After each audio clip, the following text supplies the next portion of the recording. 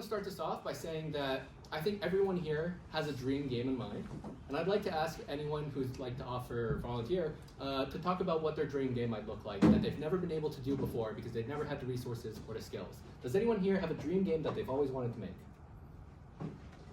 Yeah, of course. Yes, what's your dream game, sir? There's been various, but I've never been much of a coder, so Okay. now it's like now I feel like it's becoming possible for me to do so. Yes. But just anything basic, like anything that I can conjure up at the time. So Beautiful. yeah. You'd say you're not a coder, but by the end of today, you're going to be able to code just as well as any coder, I think. So this is my game, Balloon Bats. This is an AI-generated render.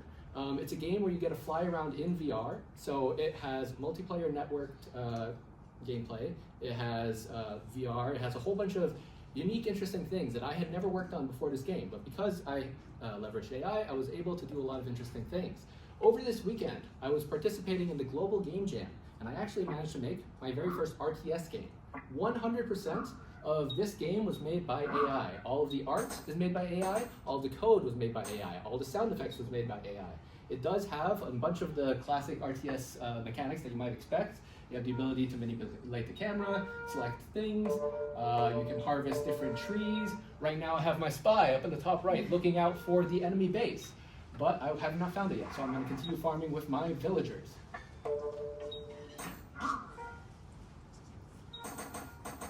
I made this in about 8 hours of work. I have never once used Godot in my life, but I used this in Godot to show that I could learn a new library using AI.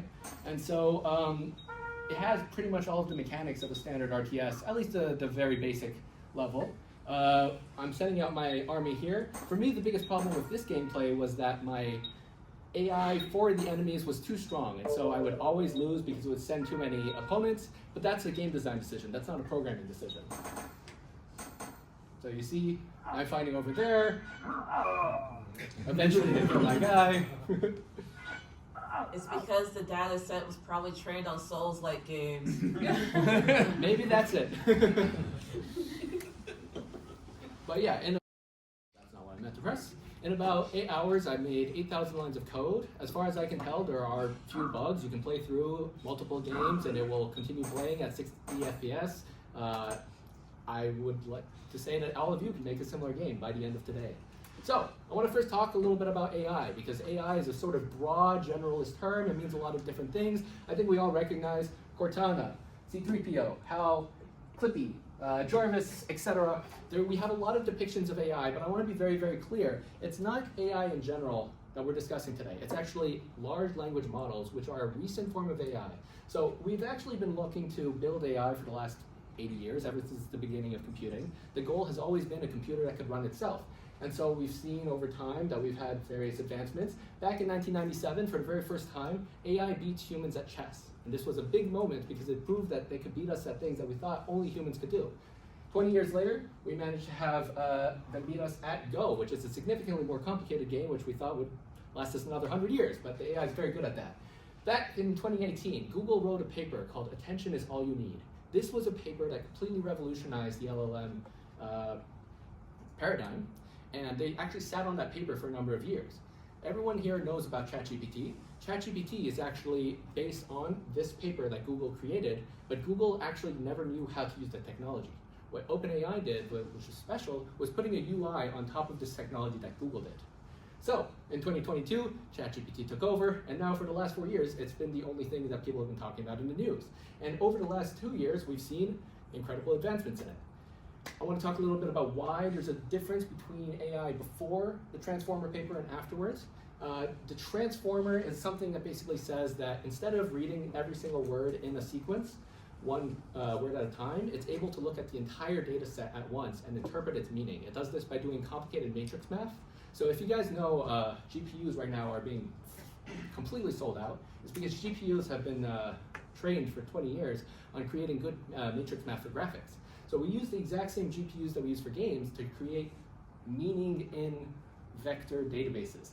It's complicated math, I don't really get it, but basically around 2018 we moved from a position where you used to have next word prediction. So if I said, I have a dog named Clifford, he's very hot in the summer, my favorite thing to do with my hot dog is blank, Before, it would say eat it, because it can't recognize that a hot dog is not a food source. It can't recognize that it's a dog named Clifford. With a transformer, it's able to read the entire thing at once. It's able to interpret meaning to each token, which is roughly a word. So think of this is a token, this is a token, this is a token. It adds meaning, and then it does a bunch of math to figure out how meaning works in a sentence. And because of that, because of this transformer evolution, we can go from next word prediction to intelligent simulations. So, we'll talk a little bit about models. Everyone here knows about ChatGPT. ChatGPT is a UI interface over something underneath, which is the AI model. So basically, an AI model is you plug in data, and it sends data back out. So you put in a question, it answers something that simulates what it thinks a human would say. The way that we train these models is by training them on copious amounts of data and then doing a bunch of data science to make sure that the data is clean, and then you have process afterwards where humans test the data that the model outputs to make sure that it works. I'm sure there's more complicated versions of this. I don't know the AI training all that well, but basically a model is a black box where we put in data and it outputs something. The reason why old programs, the way that old programs used to work is you used to have to compile them. So you would build a program, you would push it through a compiler, you would wait for an hour for the compiler to work, and then every single time you run it, it would be an executable, which would run every time fast and quickly. With LLMs, it's different because you want it to analyze data fresh every time so that it interprets what someone is saying. So what happens is you put in an input, it goes to the supercenter of whatever data center they're building. That is then run on a GPU as a live calculation, and it gets sent back to you. So the reason why AI is so expensive is because you have to run a GPU calculation every single time an LLM is used, while before it was just on the CPU.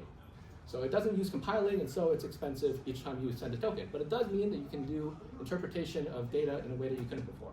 So one workflow that I found very interesting is you can use these as daisy chains. You can take the input of one data model and send it to another. Hey, come on in, everybody. So for example, this image here, this is a stock image that I got from Google. I asked ChatGPT to take the image and then give me a JSON, which is a structured file type, where it basically says, man in his 50s, office, suit, etc. I then plug that into an image model, and this is an AI-generated image of the same JSON file. So you can see that you can pass from one model to another. So you could theoretically have a language model, which then gives you a prompt for an image model, which then you put into a video model, and then you have a video. So with these daisy chains, you can go past the limitations of just the model. We've seen over the last 4 years tremendous advancements in AI. It gets faster and faster, and as of today, my presentation was outdated because they released 2 new frontier models today. So, in the very first version of ChatGPT, maybe you guys tried it a couple years ago and you thought, it seems like it's simulating intelligence, but it's not really intelligent. It only had a 3,000 word limit. So if you went in the conversation and it went more than a few minutes long, that conversation would confuse it. A context window is basically its level of confusion.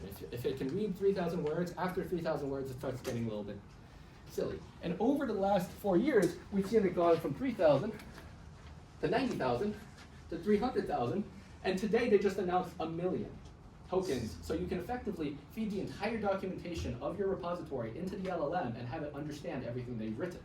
We've seen it also go from just pattern matching to chain of thought. So it shows you somehow how it's thinking, I'm thinking this, and maybe I should think this.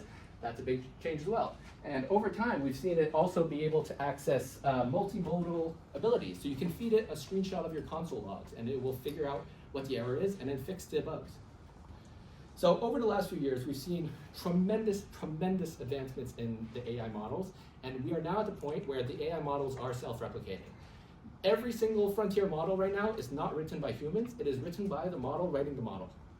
The explicit goal of every single LLM company over the course of this next year is to automate research as well, so that the model can learn how best to improve the model so that it becomes AGI, which is the point where it can do anything for us as well as a human can. So, Linus Torvalds, creator of Linux, he's starting to use AI. At Codex, at Cloud Code, they're all using AI for all of their new code. So we have hit the point now where it is self-replicating. If we just do nothing and we stand completely back, it will continue to get better and better exponentially. That's very strange, it's very exciting. It does mean that all of you have a new opportunity that was not available 1 year ago. So I want to show off some examples of what people are doing with these frontier models that's so very exciting. Cursor is an IDE, so it's a way that you can modify code, and it's one of the more popular ones. What they did was they managed to point basically hundreds of AI agents towards a code base, where each of the AI agents can communicate with one another, and these AI agents can run for multiple hours at a time, and they wrote thousands and thousands of lines of code so that they can make a browser. And this was largely automatic. It's not a good browser. It might get better in future versions, but the idea is that you can daisy chain a model, which talks to a model, which talks to a model, which talks to a model, and it all becomes self-replicating software. Another example. This is a one-to-one isometric model of New York made by one person. So you can go to this website and you can see every single building in New York transformed into an isometric art piece. So these are all real buildings. They took Google Maps data, they fed it into Google Nano Banana Pro, which is the best image model, and they turned it into a one-to-one map of New York. This 5 years ago would have costed millions and millions of dollars. It would have taken hundreds and hundreds of people working on it, and now it's something that some guy did as a side project because he wanted to write for his blog. Here's another example. This is a game from 2003, and this programmer decompiled it, so that means that he only got like the most bare level understanding of how the functions work, how the variables work, etc., but with none of the logic installed, and he rebuilt it, or he reverse engineered it so that he could rebuild it in a modern library identically. The game is identical, written in a new library, in a new DirectX. This sort of thing would have taken months. Actually, he tried making it in 2014. It did take him months, and now he tried it again with the new models. It took him 2 weeks. The next thing that they're not forcing on us, the next thing that is coming out. I have no idea how this works, and I don't understand what it does, but it looks very cool. A new frontier for world models. With Genie 3, this is you can Google's use thing, by the natural way. language to generate a variety of worlds and explore them interactively, all with a single text prompt.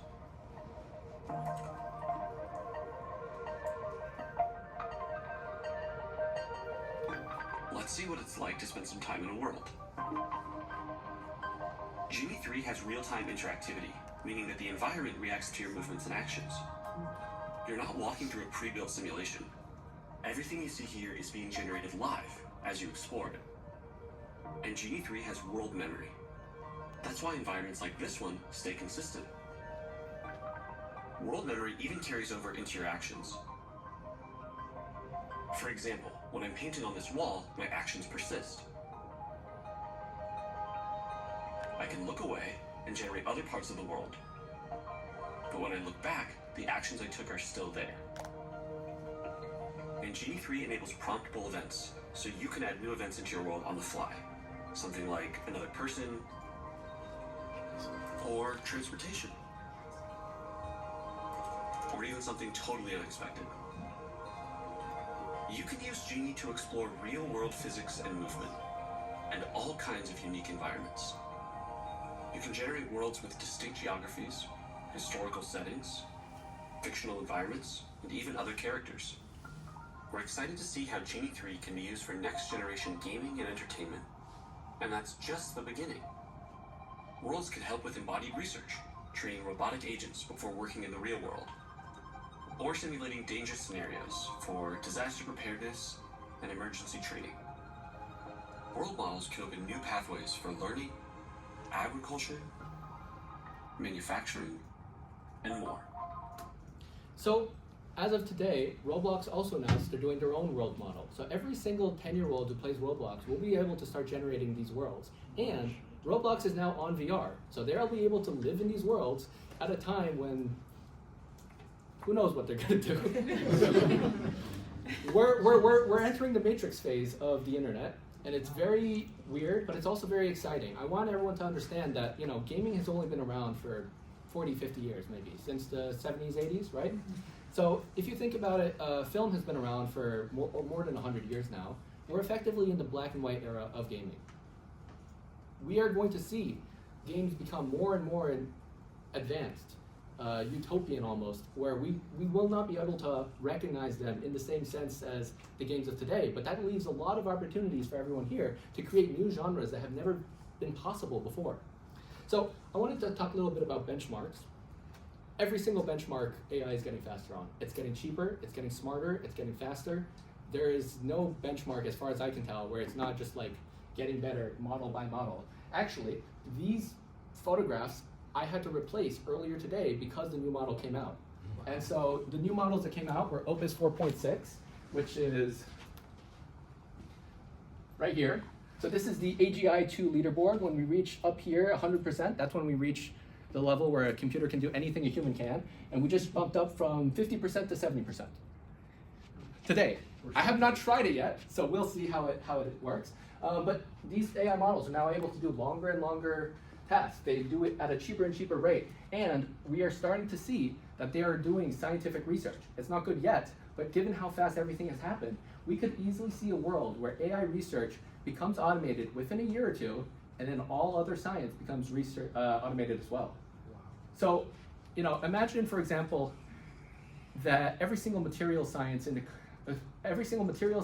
the country now has a team of AI agents. They have basically the equivalent of 100 data scientists, when before maybe they would have had an intern or one person helping them. Now they all have the ability to manipulate huge amounts of data and find new materials.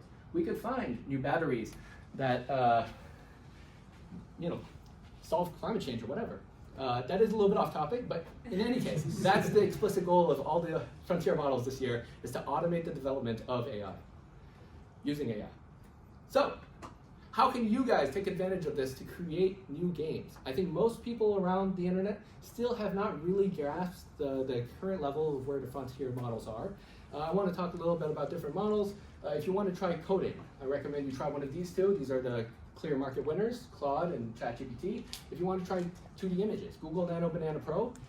You go to gemini.google.com. Every single one of you can use this for free. Click on the banana, click on Pro, and you can do photorealistic art. So for example, me, with my game, I have a character. He's a bat. He's very cute. I use that bat in all of my advertising, and I position it in different ways using Nano Banana Pro because it does character consistency really well. So rather than me having to hire an advertising agency, I can generate ads using my character in different positions. Maybe he's flying, maybe he's eating something. You can do that with image models. 3D models, it's not good at yet. I would not recommend it yet, but I do expect within the next few years it will become good. Effectively, there's no training data for 3D models like there is for 2D images. So that's a little bit behind. 11 Labs is a great sound effects tool. I think if you want to make a sound effect for a game jam, usually you have to go into freesounds.com or whatever the website is. You click on a bunch of different ones, and then you have to go and put in the copyright and blah, blah, blah. Here, I can just describe what sound effect I want, and then it generates it, and then I download it, and I get to keep it copyright free. Much easier. Video generation. You can use either Sora 2 or Veo 3 in order to create videos. I would say that a lot of people are turned off by AI videos, so I'm not sure what the use case is right now, but I can easily see a world where I want to start developing a film agency for my project, where once a day it creates a new video for TikTok based on the plot that I want to give it, and we will start generating more and more a Netflix quality show using AI by one person. I'll do questions at the end. What's okay, that? awesome. Oh, do you want to say something quick? Or? No, I was going to say, it's at the end. I'll do questions at the end, yes. So I think most people here, when you use AI, you probably go to chatgpt.com or you go to claude.com. And I want you to understand that that's what you did in 2024, and that the new hotness right now is agents. When you go to Claude and you say, hey, write me a script that does whatever, it can't read any of your code. It can't read any of your files. It has no idea of any context beyond what you tell it. Each new Claude or ChatGPT session is a completely new memory for the agent. So what you can do is use an AI agent, which basically is a harness around the model. So we have the model, which is the box where you put in the data, you get data out, and then you have the agent, where you ask it a question, it then uses the model to determine, what should I do? Should I go to a file? Should I create a file? Should I check the console logs? And by giving the power of an agent to your model, it becomes significantly more powerful. So the big model of this year, or the big agent of this year, was Claude Code. I want to be very clear here. Claude is the model. Claude Code is the tool. So these are two separate things, both made by the same company. But if you use Claude within another harness, like Cursor is what I used to use, which is an IDE, it gives you worse results than if you use Claude within Claude Code. And you can use it for basically anything that a computer can do. You can now do in plain English. So over here, he's reading DNA data and analyzing it. Over here, he's rewriting his oven using Claude Code. Over here, he's rewriting all of his home automation systems. I have, on one occasion, looked into finding every single device on this Wi-Fi network and seeing which ones are password unprotected. And I highly recommend you all put a password on your phone, because now I can just easily get in, and it's like plain English, and you don't have to have any skills for that sort of stuff. So cybersecurity is also going to be a very, very big problem. But yes, Claude Code, over the last few months, it has gone extremely viral, and now 4% of all commits on GitHub are made by Claude Code. Wow. Yes, and this is a tool that came out 1 year ago. And all of the other AI companies right now are copying it. So Codex, ChatGPT is really trying hard to catch up. They're giving out twice the amount of usage prices over the next few months. They just put out a new app, etc. Everyone's going to copy Claude for a little while, but right now Claude Code is what I recommend all of you use. And as of today, it just got an upgrade. So what I highly recommend is, here's a bunch of things that I was going to tell you guys, but that are now irrelevant. What I want to do is show you how Claude works. So this is my terminal. You guys can use it in the desktop app if you like. I like the terminal because I've used it before. But what I can do effectively is run multiple agents at once. Let's assume that I want to try an experiment. I want someone to name me a genre of game. Roguelike. Okay, what's your favorite roguelike? Dead Souls. Dead Souls. Okay, I have no idea what Dead Souls is. Someone give me a twist. It's all trees. All trees. Okay. So I'm going to go into plan mode, which is Shift Tab, Shift Tab. I am trying to make a roguelike, like Dead Souls, you said? I think it's cells. Dead Cells. Dead Cells. Yeah. The gimmick is that all the units are trees. Please make a 3JS game that follows this model. Now, obviously, I have no idea if this is going to work or not. This is the latest model. So this is our, oh no, this is not the latest model. It's on 4.5. Okay, this is the second latest model. It's not so good. So if it fails, it's that fault. So it'll crunch for a little bit. It's starting to think about how to do things. It has full access to any terminal command that you have. So if you know anything about terminals, cd, ls, rm, blah, blah, blah, it basically can act as a programmer. So it's going to ask me a couple questions. Which camera perspective do you want? I've never played Dead Cells. Which one should I do, Sean? Can you read these? 2.5D, top down, or full 3D? 2D. 2D. All right, top downs? 2.5. Okay. What core mechanics should be MVP only? Combat only, because we only have so many minutes. What should they do?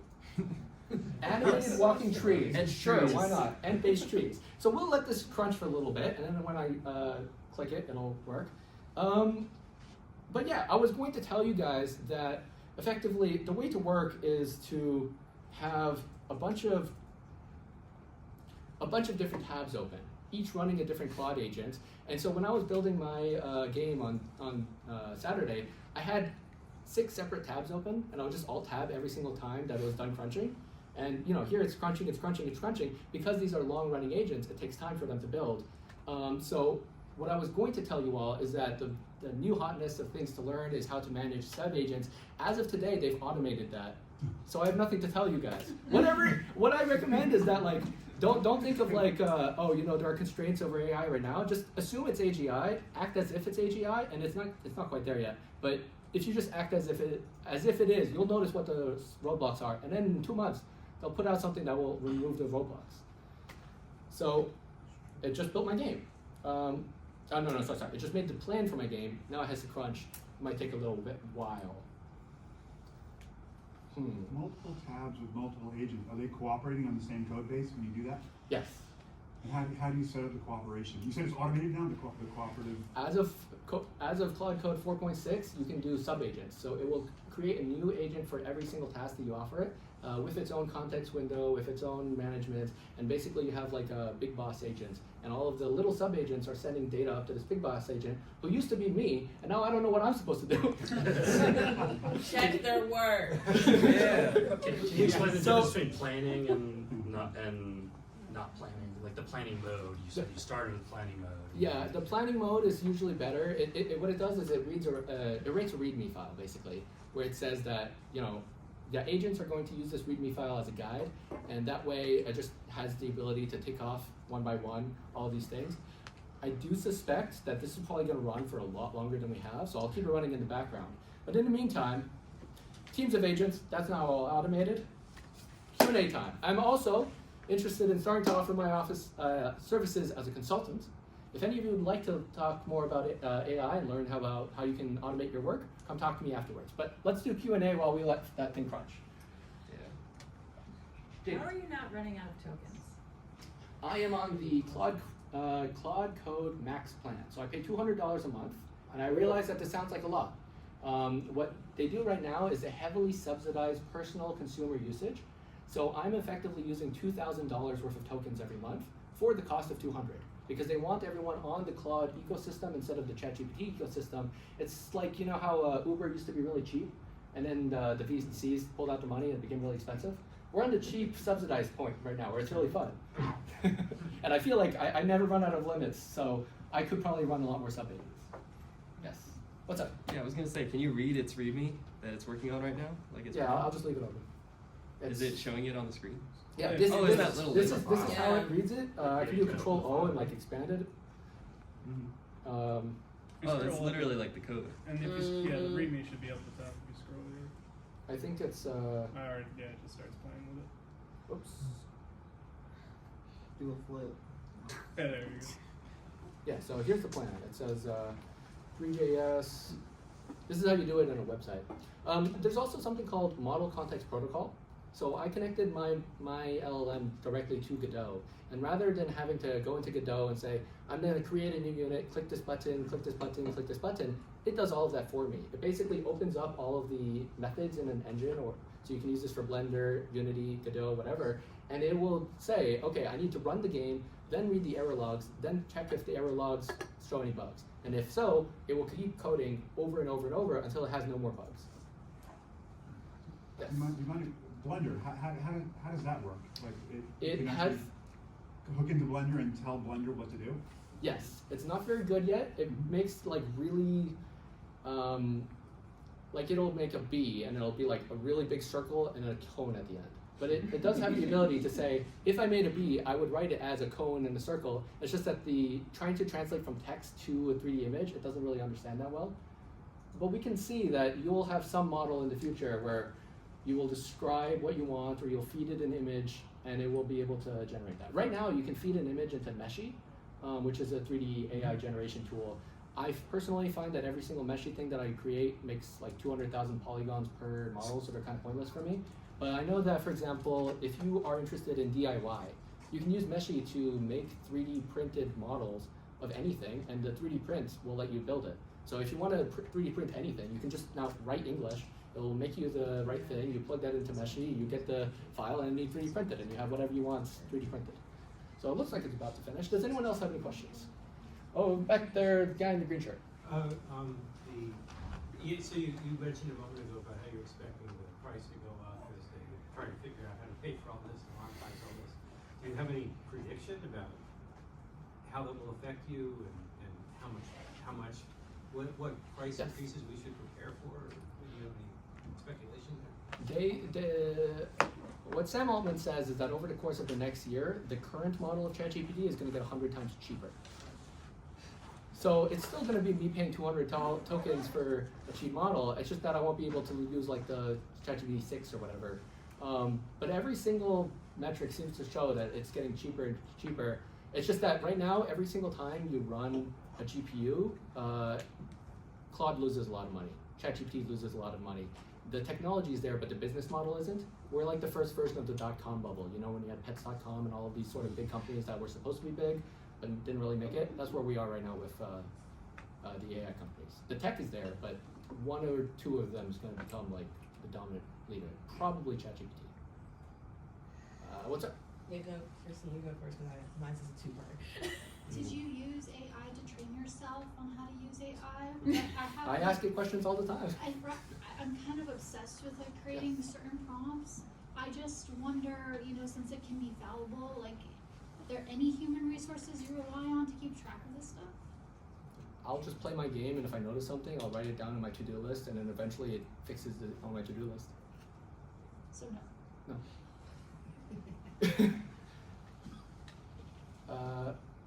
That is an exaggeration. I'll admit. Until like 3 or 4 months ago, I was still reading the code carefully. I was still like checking in on it. And over the course of the holidays, Opus 4.5 came out. It became this huge thing. I know you saw the chart earlier. Yeah. So like right about November is when I started using it, and that's when I stopped reading code. Oh, that's actually helpful. But I meant like sources for just like keeping track of like models as they come out and those sort of updates. Oh, I'm just read a lot of Twitter. Yep. The new hotness right now is called OpenClaw. It's a 24/7 agent that runs on a loop, and so people are doing things. I don't know if you can see this, but this guy hooked up a camera to his house, and then the AI watches him and like nags him about his diet. Apparently, people are doing things like 4-mile run you can ask it things like. Someone on Twitter was saying that they asked it a question, and then their agent started calling them because it had installed a digital voice for itself, and then it had installed a digital phone number for itself, so it's able to call them through Skype or something. That's the level that these agents are at now. It's like literally war games. So it does look like it made our game. Open this in a browser. Due to ES models, we might need to serve it locally. Okay, run it. Yes. Yeah, so what safeguards do you have in place to kind of notice when the AI is hallucinating, and what do you do to kind of minimize those that? That still happens, right? There's something called test-driven development. You can ask it to first write tests. Before you write any code, write tests. So you say, hey, I'm making a game where if you put a ball in a hoop, it gives you a point. Then you write a test that say, if hoop is touching ball, give point, blah, blah, blah. And you have all of these tests failing at the start. And then you say, write code until the tests all pass. So if you start with the tests first, it will write code that fits the tests. Okay. Then you just have to review the test to see if the test makes sense. So here's my game. I worked very hard on it. I've never heard of Dead Cell, so I don't know if this is like it. But AD or arrow, space, jump, or left click. Okay, these controls are strange. But, you know, I do have like a... It has legs. 3x combo! Woo! I don't know what I'm doing! I don't know what the controls were. We're so How similar to Dead Cells is this? Not at all. Is that an attack when you swing your arm? I am not sure what's happening, but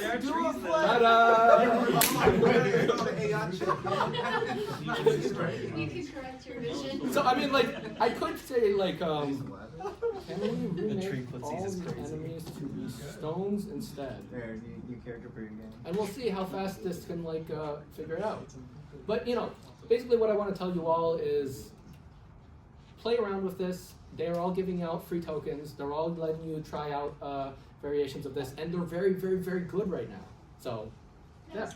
What's up, Ashley? Go ahead, Max. You've Max, been what's for up? a while. Yeah, so mostly you kind of answered the test-driven method. Is there any other things that you recommend people who are starting, because you are saying do test out, like, that's like, hey, start here, because it is overwhelming. We can all test. It's very overwhelming. So, yes. like, is there anywhere that you will be like, if you're curious about trying out a thing, what would be like a good place to like start, and yes. therefore also be able to check the work, so that way people like doing that both sides.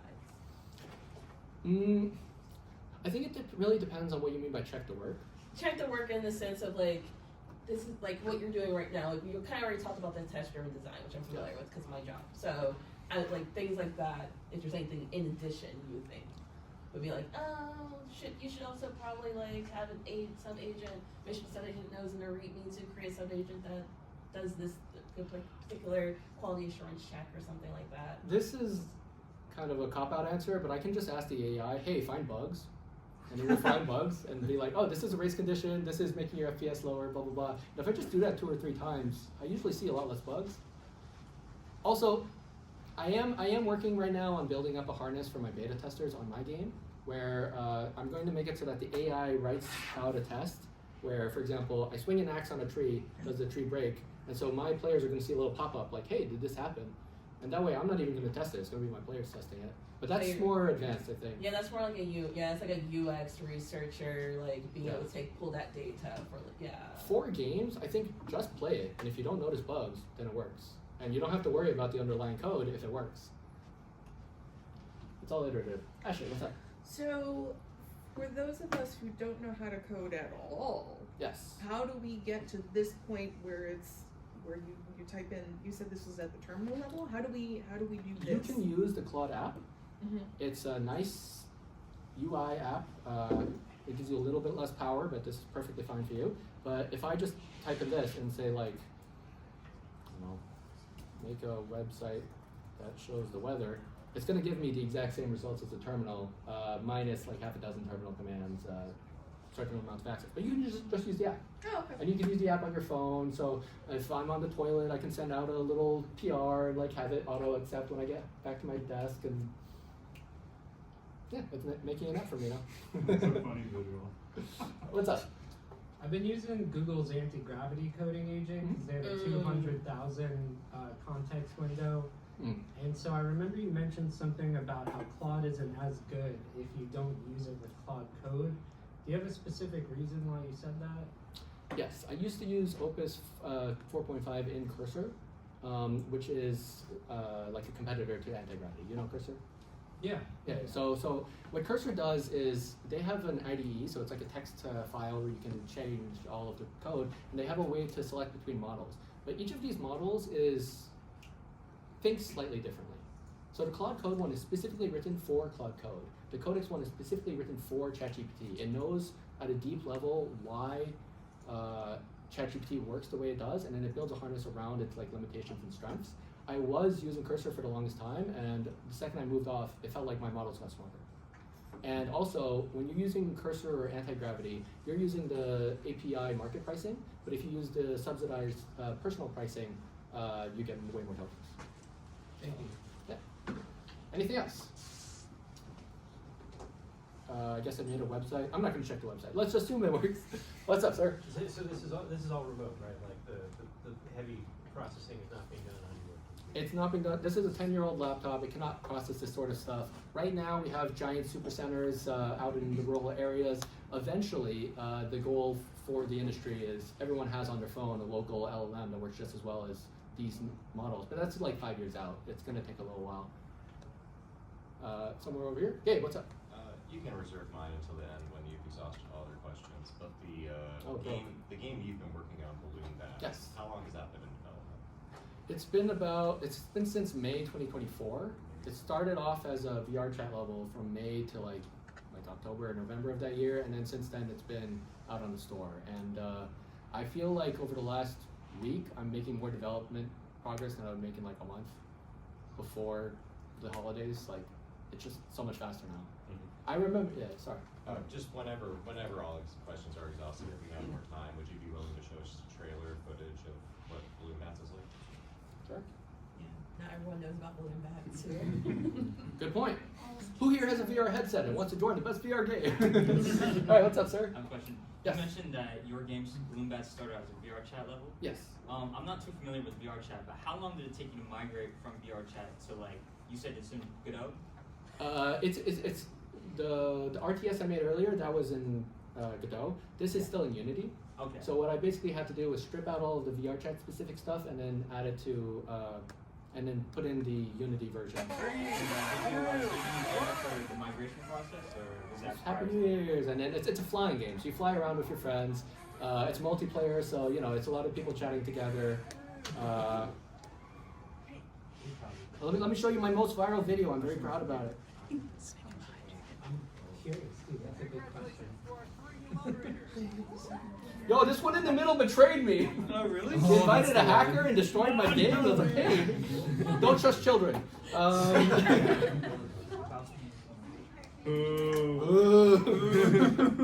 He is a rat, though. No? Yeah. All right, what's that? Yeah, so I have an older colleague who he's held off on bringing any of this into our enterprise because he feels like we don't have any IP in anything that's generated by these tools. Is that, what's your perspective on that? Does that matter? Is that true that you don't have the IP? If these tools make something for you, it's not yours. Legally speaking, I think you do own all of the code that is generated for you.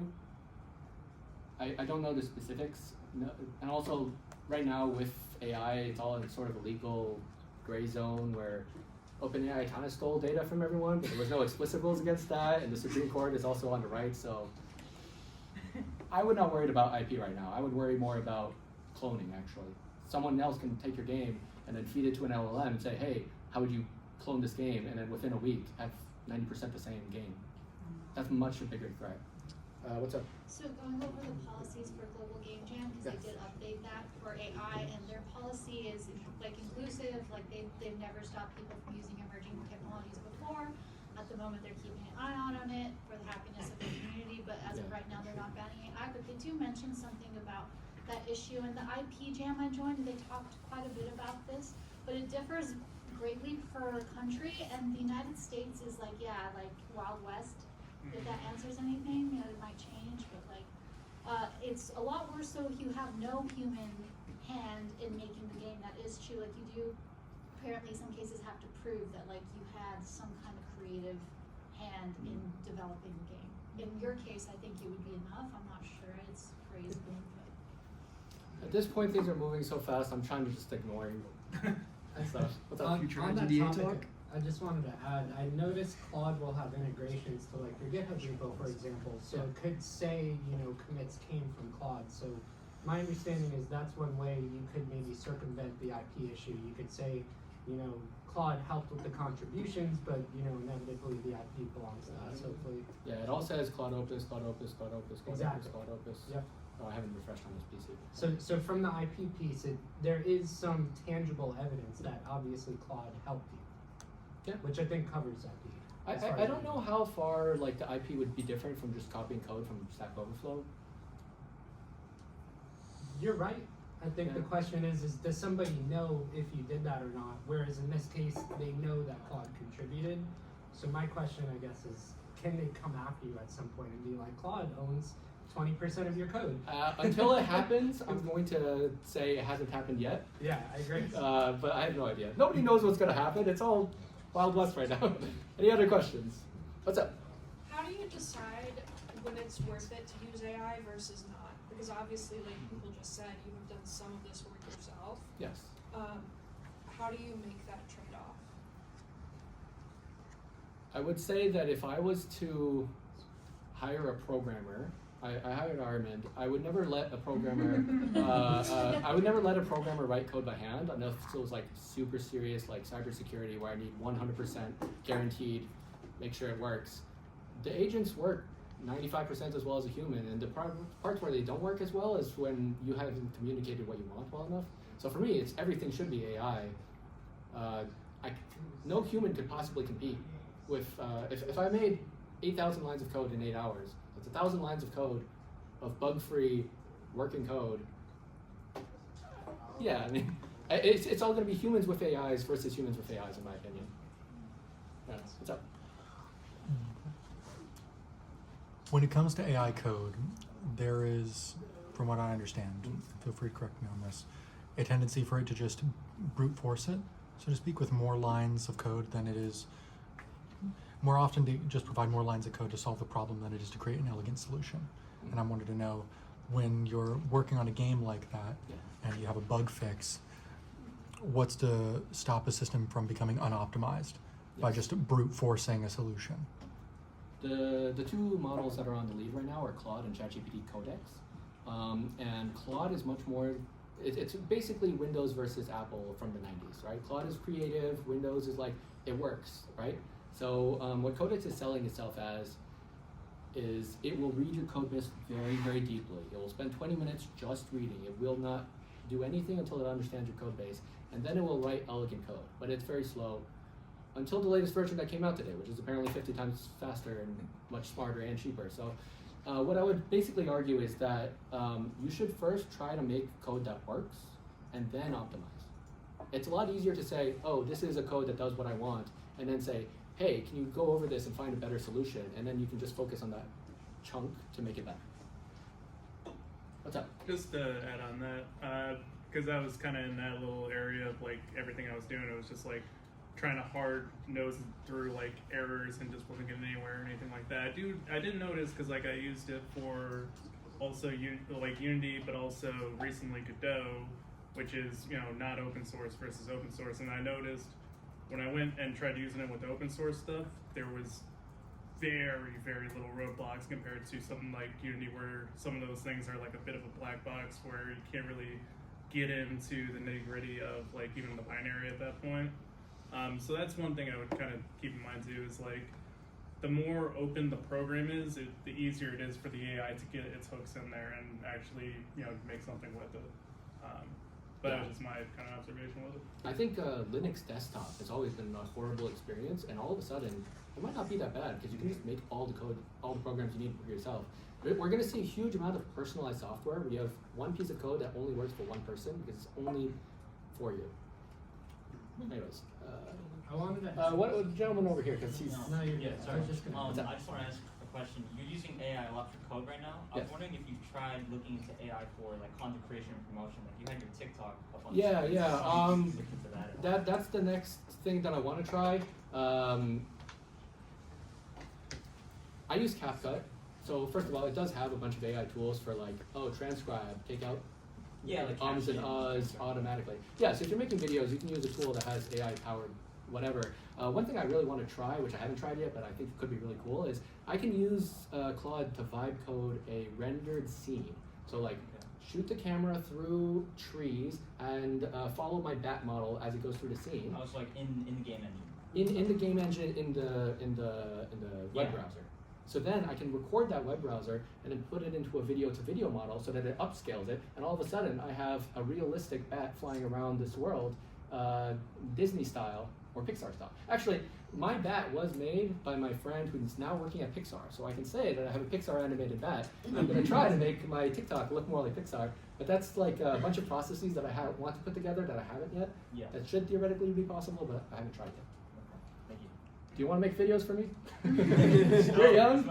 Any TikTokers here? No. All right. What's that? So it sounds to me like the short-term concern is the IP share, but the long-term concern is when AI makes its own games for us. But Yes. so as a game developer, how do you get ahead of that, do you think? Right now, I am the bottleneck for the game being built. I'm the one slowing down the AI because if I don't prompt, it doesn't develop. So I do need to build a system where it basically like auto prompts itself, and then I can just step back and the game builds itself, and I have to really wonder what I'm doing with my life. I imagine that most people make games based on games they've seen before. That's why we have 5 million pixel roguelikes, why we have a bunch of platformers. I think people want to do the things that other people have done because it's easier to do those things. But if we can imagine a world where the cost of implementation is negligible, then we should really put every like 13-year-old into an AI agent and just tell them dream, and they will create brand new genres which have never been invented before. That's beautiful, by the way. I'm an optimist. I think that this is going to lead to a world where we, nobody here has ever worked on a farm because we largely automated it. In the same way, we're not going to be forced to sit down at a computer for 40 hours a week because we'll be freed in a bunch of ways. That's the goal. It sounds to me like you're saying that games are not just games, but they become something that we have a relationship with, right? Yeah. I feel like that's where we're heading. That's what it sounds like to me. It's going to be like, I think it's going to be like Matrix. Like, it just becomes this overwhelming thing where there's going to be a bunch of people who don't work and live online. There's already people like that. in today's world, and it's going to be much easier to do that in the future. And we, as a community, have to make really good games so that I know it's worth staying online again. All right, did it fix my problem? Alex, how do you? All right, I don't know why it's not giving me the stone one. AI is not perfect. They're the enemy What if you stats. What's up? How did you acquire your users? No, they're just enemy stats. How did you get your 1,000 users? Where did that come from? How did you I did something which I think was a great strategy for me, but I would not recommend everybody do it. I actually went into the most popular game, Orion Drift, in VR, and I would just walk into the main lobby and be like, "Hey, everyone, come try out my game." That's so funny. And I did that over and over and over again until the mods started getting upset at me. But now I have enough of a community that I don't need to take them from the other game anymore. So, like, you gotta understand, these are social spaces. First of all, Meta is a social network. So I'm basically socializing with my players every single day. I log on at 4:30, they hop on, and I get to show them new cool things I'm doing. And it creates this weird parasocial relationship where I am a character, but I'm also a person that they can talk to. Yeah. So you're like an open office, like 4:30 every day? Yes. I try to make my beta channel update at that time so they can help me test. Are you on Discord at the same time? No, in game, we have voice. I'm borrowing ideas from you right now. It's never been a better time to steal and copy and do all that stuff, and nobody will mind. So, thank you. What's up? Yeah. So I have a question. Is there any chance you can use like an AI agent in some way to have like a permanent fixture? Like I want to do that. I've looked into it. I want to make a character called like Bart the Bat, I think it was called. It was going to be a big fat shopkeeper, and I was thinking if I could feed it sales training manual, I could get it to constantly sell people in my game. The problem with that is that having voice, you have to pay every single time you use a token. So if some kid is just like talking to this AI nonstop, I'm going to use a flood of tokens to get it to one kid. So the economics aren't really there yet, but you know, we can easily imagine a world where it becomes 10 times cheaper, and then it makes it sense to have NPCs that are always talking. That was one of the first things that I was sold on in the metaverse. That we're going to have a world that feels much more alive because it's not stupid NPCs like we've had in games for the last 30 years. What's up, sir? I was thinking, there's like millions of people making millions of games. Is there still a future career for game developers, or just everyone's gonna be sitting there making their own game and like? This is a political point, but in my opinion, if AI really does continue improving the way it has for the last 2 years, and it does that for 10 more years, there's no point for anyone to work. Well, the harvest food. The robots do that. Okay. But to build the robots? The robots do that. the latest frontier models are self-replicating. Figure is the latest humanoid robot, Figure Robot 3, and they've managed to make it so that it has the ability to do your dishes, do your laundry, all of these sorts of things using a visual language model. There's lots of different types of models. So they've trained these The robots. overlords aren't going to give us all this for free. I don't It could, I think it's going to lead to a huge wave of DIY stuff.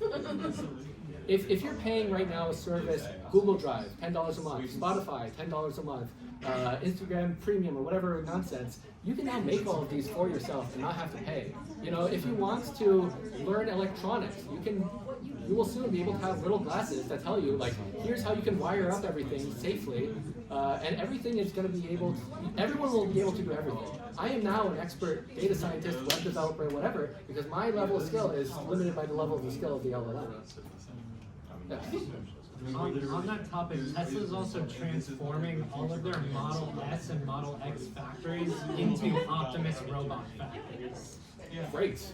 The future is we have robots doing everything, and we have to align them. That's the biggest problem, making sure they help us and it's not terminated.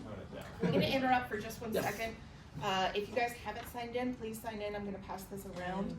If you run out of room on the front, please right on the back. I think you guys are all set. All right. I think Thank you all so much for coming today. I'm going to still be here. Come chat with me. I want to see someone make a cool game in the next few days. Post it on Discord. And Alright. seriously, please sign in. You do not have to give your email if you don't want, but it just helps to get a head count. You know, obviously over here.